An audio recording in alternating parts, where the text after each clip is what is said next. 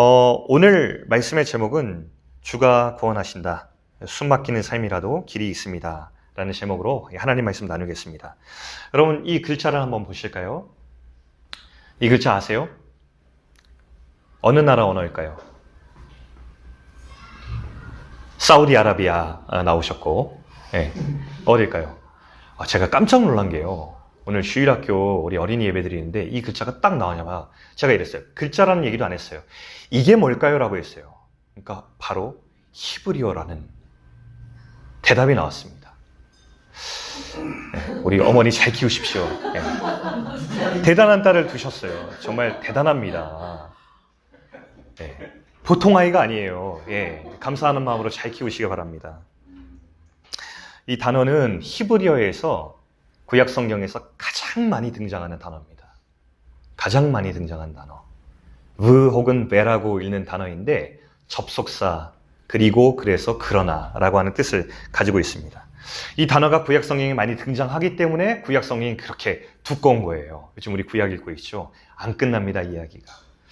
이 안 끝나는 이야기가 사실 우리가 복음이라고 했습니다. 원래 보통 이야기는 이렇습니다. 우리 요나서 읽고 있지만 사실 우리 수준으로 볼 때는 이 이야기는 벌써 끝났어야 됩니다.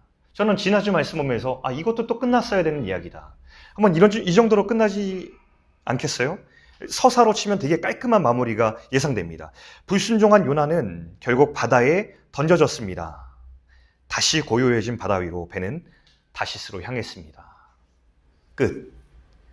이렇게 원래 얘기가 끝날 수 있어야 됐는데 끝날 줄 알았던 이야기에 또 다른 이야기가 또 시작되고 있는 것입니다. 이게 바로 하나님의 이야기죠. 우리도 마찬가지입니다. 우리 인생 살다 보면 내가 끝났구나. 난 이제 회복될 수 없구나. 난 이제 부족하고 자격이 없는 인생이 되었구나라고 스스로가 결단하고 결정할 때마다 이 단어가 우리 인생 가운데 등장하는 거예요. 끝나지 않았다. 하나님이 나를 포기하지 않으셨다라는 것을 깨달았기 때문에 우리가 여기 있습니다. 여러분, 우리 삶을 볼 때 이런 생각 많이 있어요. 저는 그런 생각 많이 하면서 자랐는데 내가 요즘 기도도 잘 못하고 말씀도 보지 않고 또 내가 사람들 관계 속에서 내 자식한테도 화내고 가정 가운데서 내 모습 보니까 참 실수투성이 부족한 투성이다. 그러니까 하나님 보시기에 합당치 않은 것 같은데요. 내가 이제는 하나님께 가까이 나가기가 부족하구나 라는 생각이 들 때 그때도 변함없이 찾아오는 이 단어가 아까 하나님께서 보여주신 그 접속사가 우리 인생 가운데 찾아오는 것입니다. 고린도전서 13장에 보면은 사랑을 정의할 때 가장 먼저 나오는 정의가 이거예요. 사랑은 오래 참고. 요한일서에 하나님을 얘기할 때 하나님은 사랑이시라. 그러니까 이것을 바꿔 말하면 하나님은 오래 참고. 이게 하나님이신 거죠. 이 오래 참으시는 하나님 덕분에 오늘 본문에도 끝나지 않은 또 다른 이야기가 시작되는 것입니다. 17절 말씀 우리 한번 볼까요? 여호와께서 이미 큰 물고기를 예비하사 요나를 삼키게 하셨으므로 이미 예비하사. 그러니까 하나님은 그 요나를 위해서 이미 또 다른 이야기를 시작하고 계셨습니다. 준비하셨어요. 안 끝나요, 여러분. 이게 하나님의 이야기입니다. 끝까지 추적하세요. 바닷속으로 가건 배 밑으로 가건 물고기 뱃속으로 가건 간에 거기까지 쫓아오셔서 다시 안으시는 하나님의 이야기가 오늘 이 하나님의 성경 이야기입니다. 여러분, 여러분이 하나님의 이 오래 참으시는 사랑 안에 있다는 것이 이게 복음입니다. 우리가 도망을 가도 바다 끝에 가도 바다 끝에 거할지라도 찾아내고 포기치 않는 하나님의 사랑이 있다는 것이 오늘 이 본문의 이야기라는 것을 우리가 좀 기억하면서 오늘 본문을 들으면 좋겠어요. 자, 이제 이야기의 무대인 물고기 뱃속으로 한번 가보겠습니다. 물고기 뱃속을 경험해 보신 분은 여기에 없을 거예요. 근데 요나가 말씀 속에서 이 뱃속이 어떤 것인지를 자세히 묘사하고 있는데 2절 말씀에 보면 이렇게 나옵니다. 요나는 물고기 뱃속을 스올과 같다라고 표현을 먼저 하고 있거든요.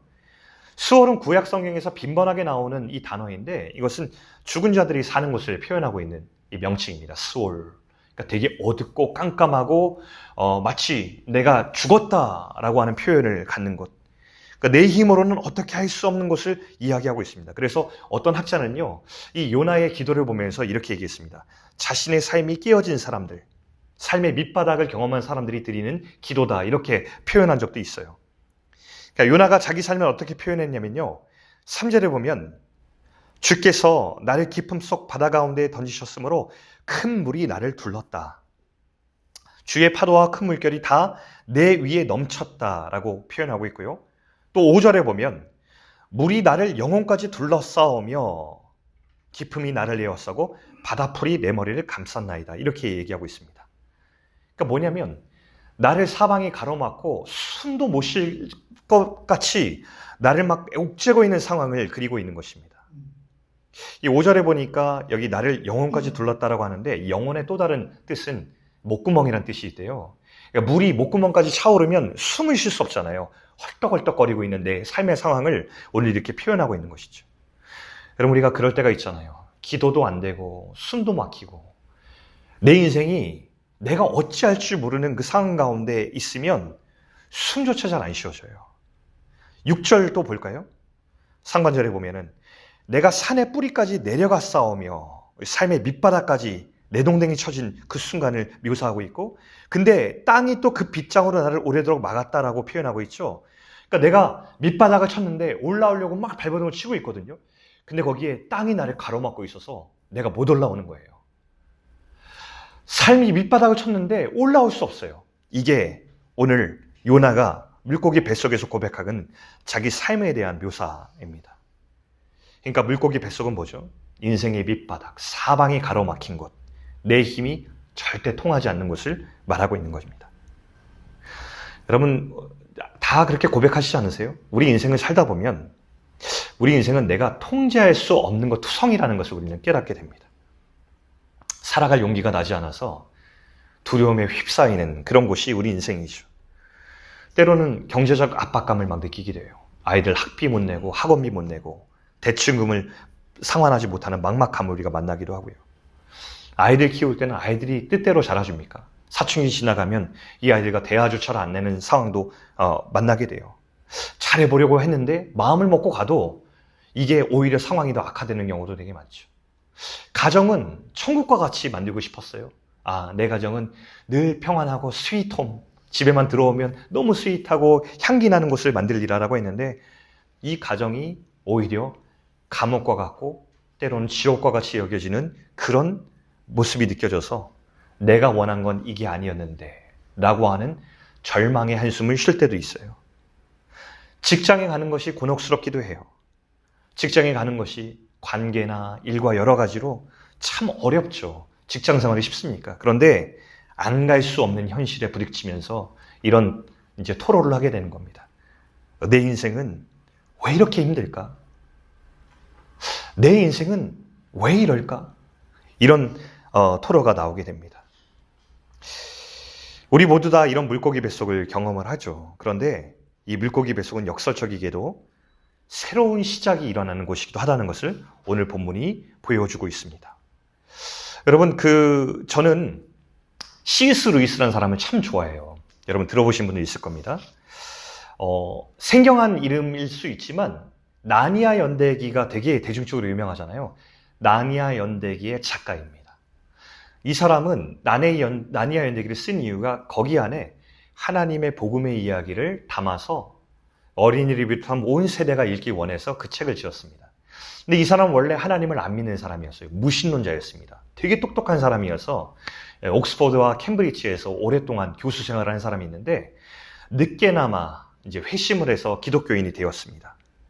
근데 이 사람은 하나님이 없다 생각하다가 회심을 한 사람이기 때문에 늘 주님을 믿지 않는 사람들에 대한 관심이 있었어요. 그래서 그들을 위해서 복음을 합리적으로 설명하고 설득하는 글을 썼습니다. 그래서 제가 되게 좋아해요. 저도 그런 시절을 지독하게 겪었기 때문에 저는 이렇게 뭔가 믿음을 강요하는 것보다도 이렇게 막 도전하는 것보다도 믿음을 설명하고 설득하는 것에 매력을 많이 느끼거든요. 근데 C.S. 루이스가 그런 글을 참 잘 썼습니다. 강요 대신에 조근종을 설명하고 설득하는 기술이 굉장히 탁월합니다. 이 사람이 회심하고 그리스도인이 되었을 때에 풀리지 않는 질문 하나가 있었다고 해요.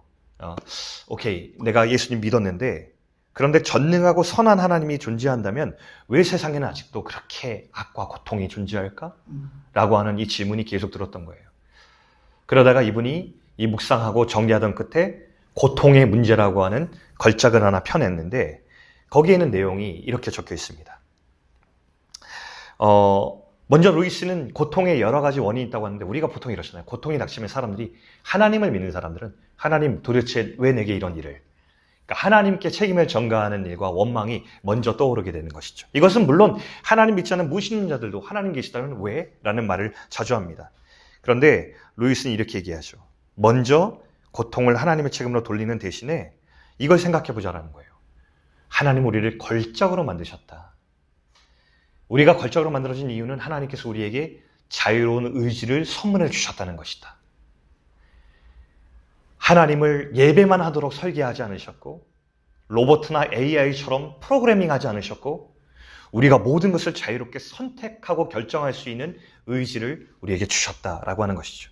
이게 하나님을 닮은 존귀한 인격체가 되었다는 이유인 것입니다. 근데 동시에 필연적으로 우리가 이렇게 존귀하게 하나님의 존귀한 형상을 닮았기 때문에 우리의 선택이 서로를 아프게 할 수 있는 가능성도 존재하는 거예요. 그렇잖아요.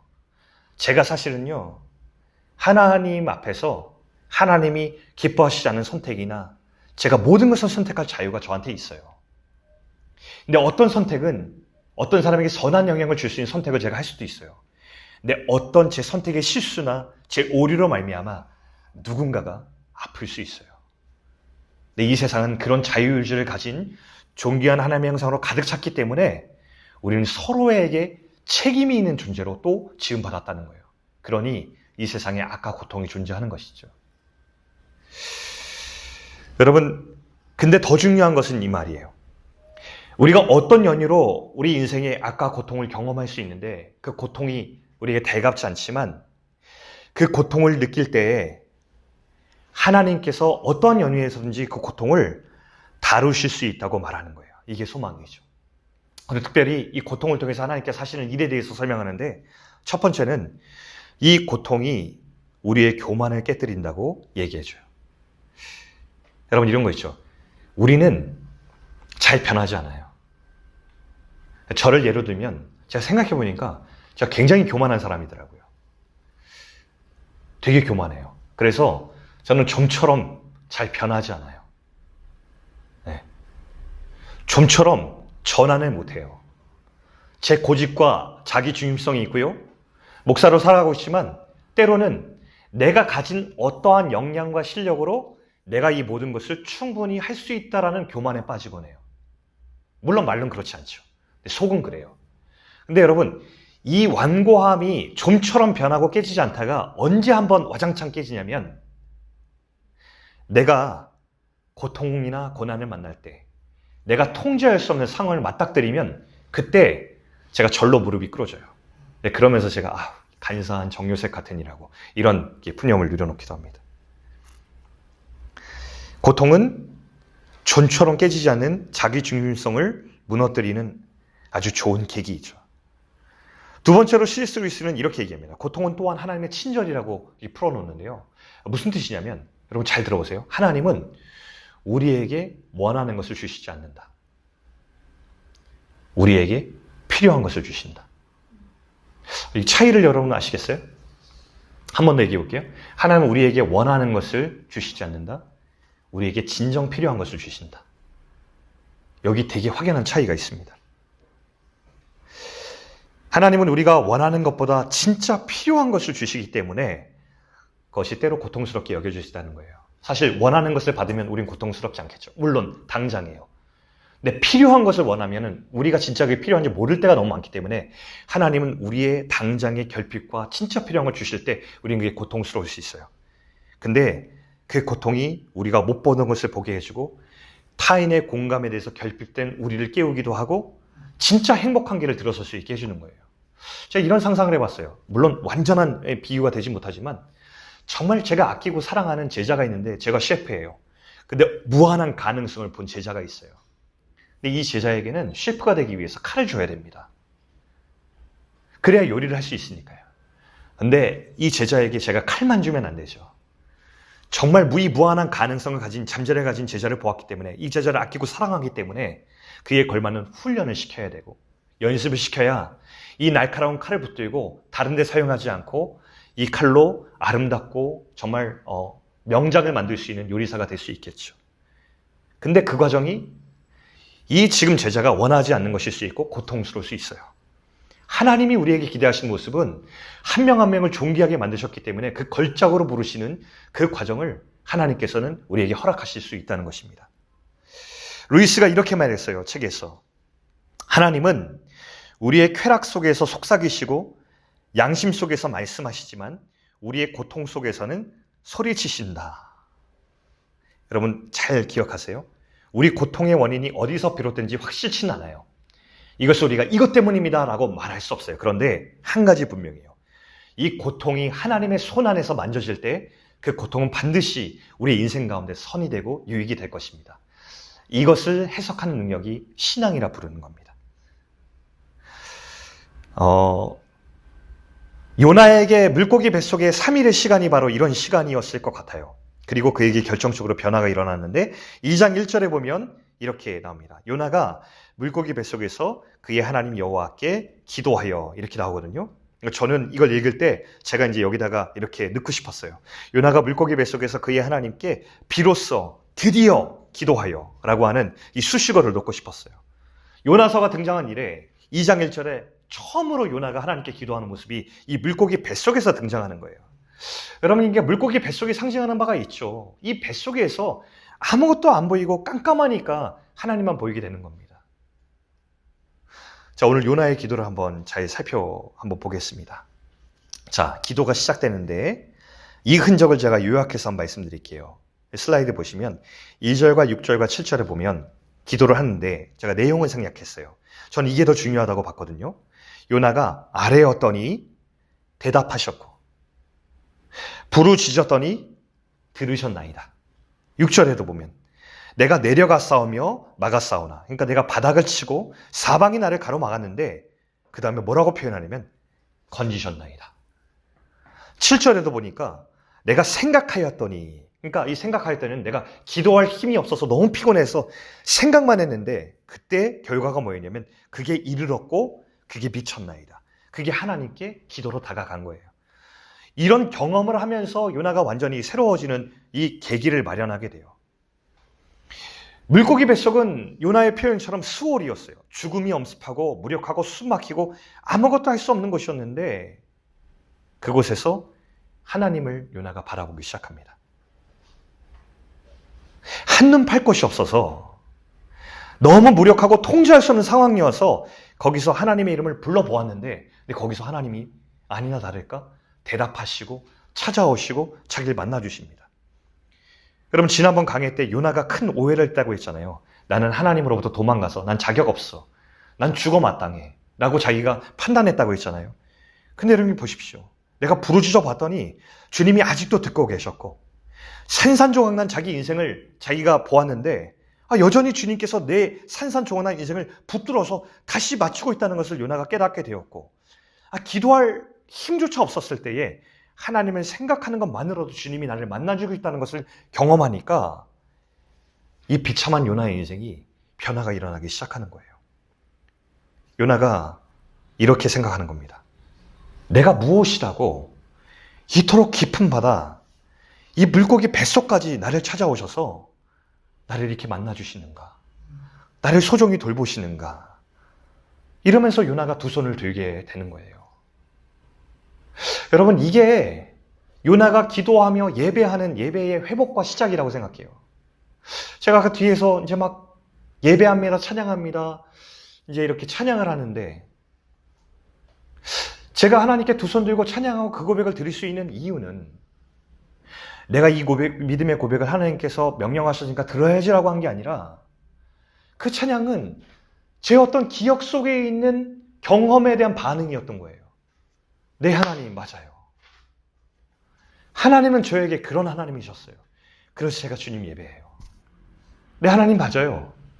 지금 제가 그때 그렇게 하나님께 도망가고 저는 이런 상황이었고 제가 하나님께 이렇게 대했는데 주님 거기 찾아오셔서 나를 붙들어서 제가 여기 앉아 주님을 예배하고 있죠.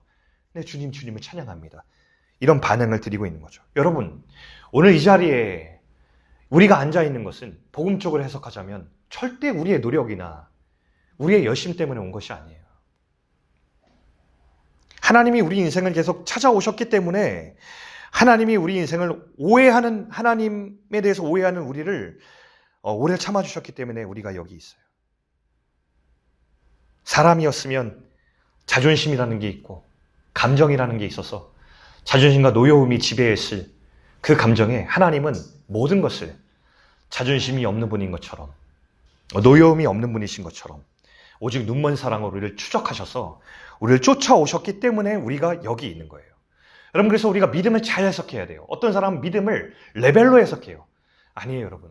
믿음은 우리가 점점 더 열심을 내서 무언가 이루어가는 게이지가 아니에요.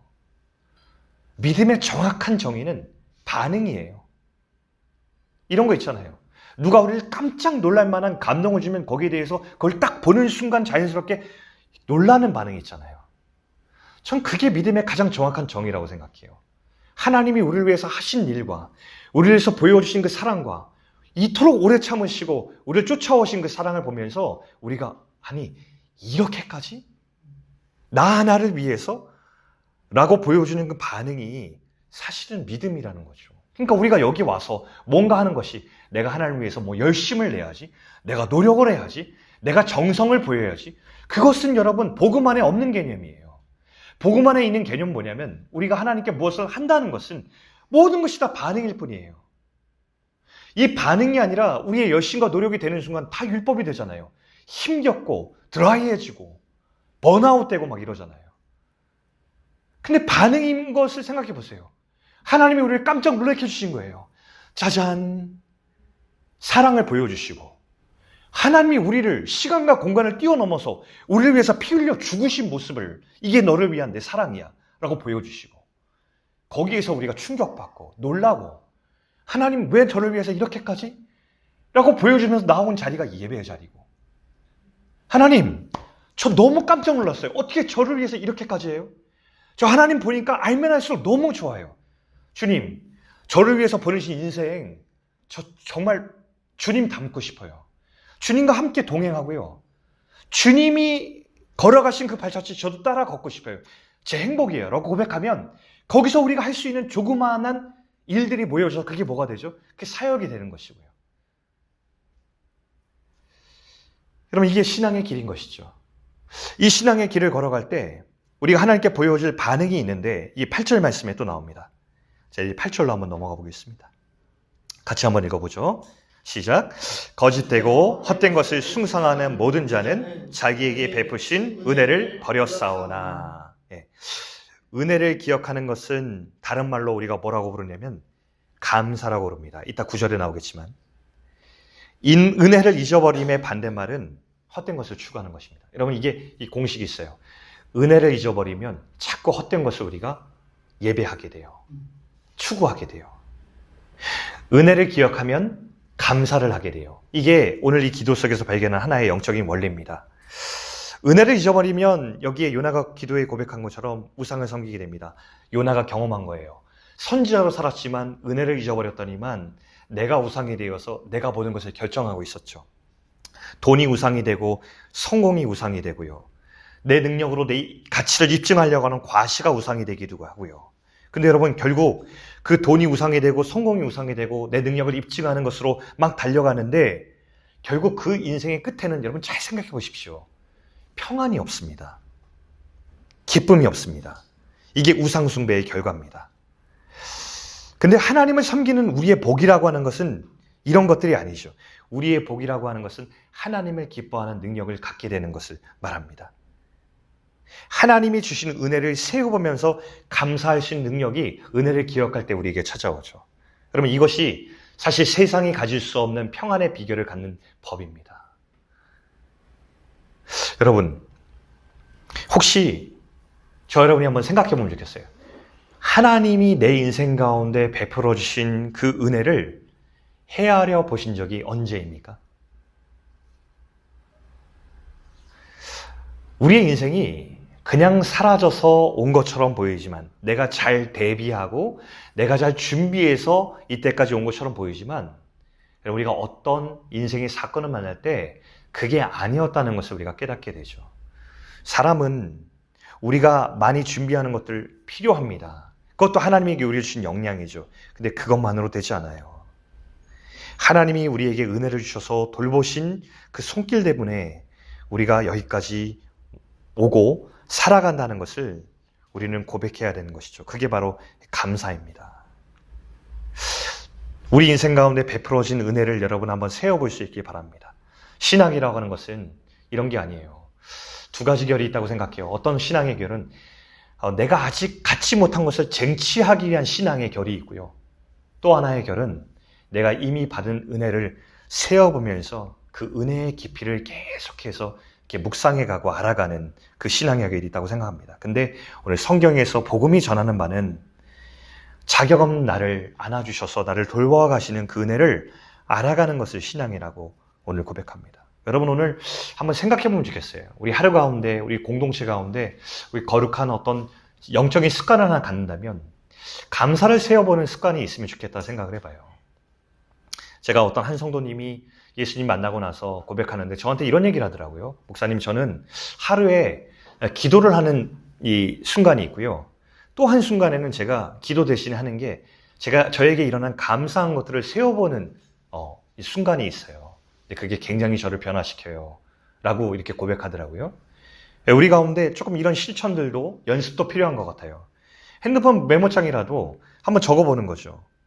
지난 시간 동안에 나에게 일어난 감사의 순간이 무엇인가? 지금 내 상황 속에서 내가 고백할 수 있는 감사의 순간은 무엇인가? 여러분, 신앙은 해석이라고 똑같은 상황에서도 어떤 사람들은 이것에 대해서 내가 받지 못한 것을 헤아리는 사람이 있고 어떤 사람은 내게 주어진 큰 은혜를 헤아려 보는 사람이 있는 거예요. 우리는 감사한 그 은혜를 헤아려 보고 세어보는 그 연습을 하는 우리가 되면 좋겠습니다. 우리 마지막 구절 한번 보겠습니다.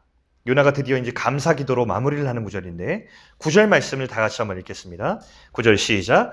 나는 감사하는 목소리로 주께 제사를 드리며 나의 서원을 주께 갚겠나이다.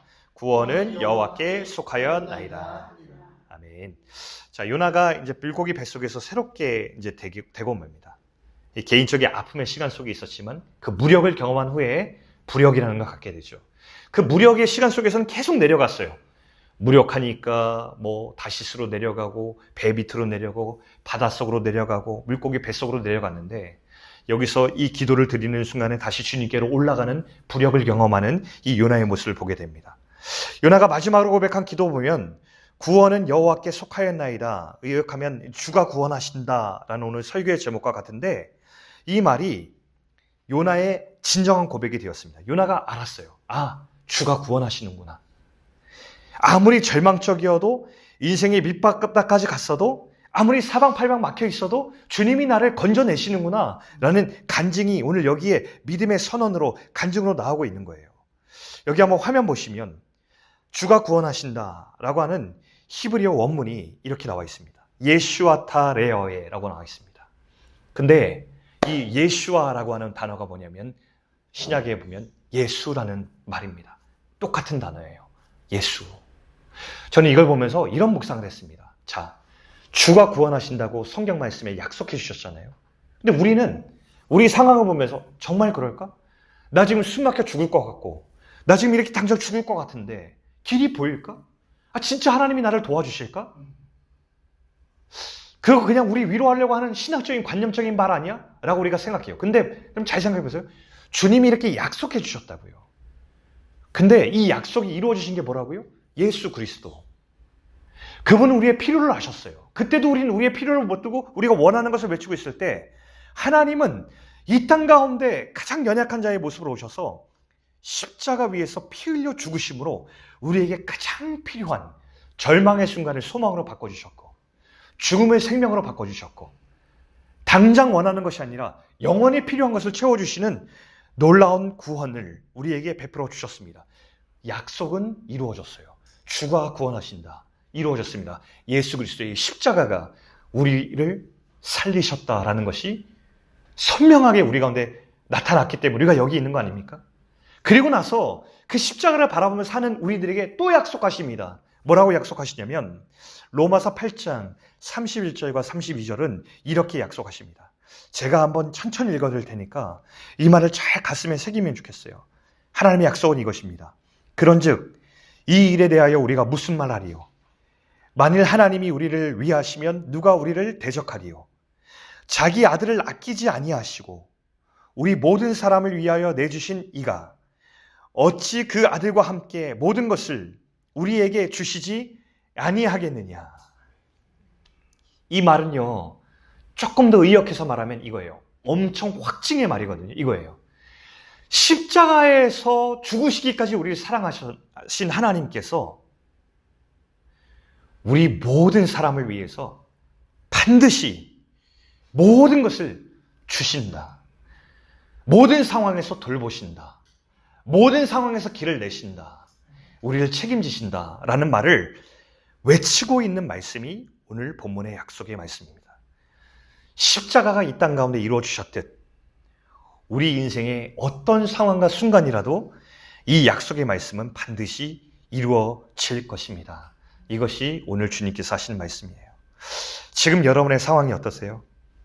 혹시 고통 가운데 있고 숨 막히는 상황 가운데 있고 통제가 되지 않는 길이 가로막힌 상황 가운데 있다면 오늘 이 말씀을 약속으로 믿고 주님 앞에 믿음의 눈을 들면 좋겠습니다. 여러분, 지금 여러분의 인생이 어느 지점에 있든지 오늘 그곳에 하나님이 함께 계세요. 오늘 그곳에서 요나처럼 자리에서 무릎을 꿇고 고백하면서 하나님께서 이 모든 것을 돌보실 것이다 라고 고백할 수 있는 여러분 될 수 있기를 주의 이름으로 축원드립니다. 아멘.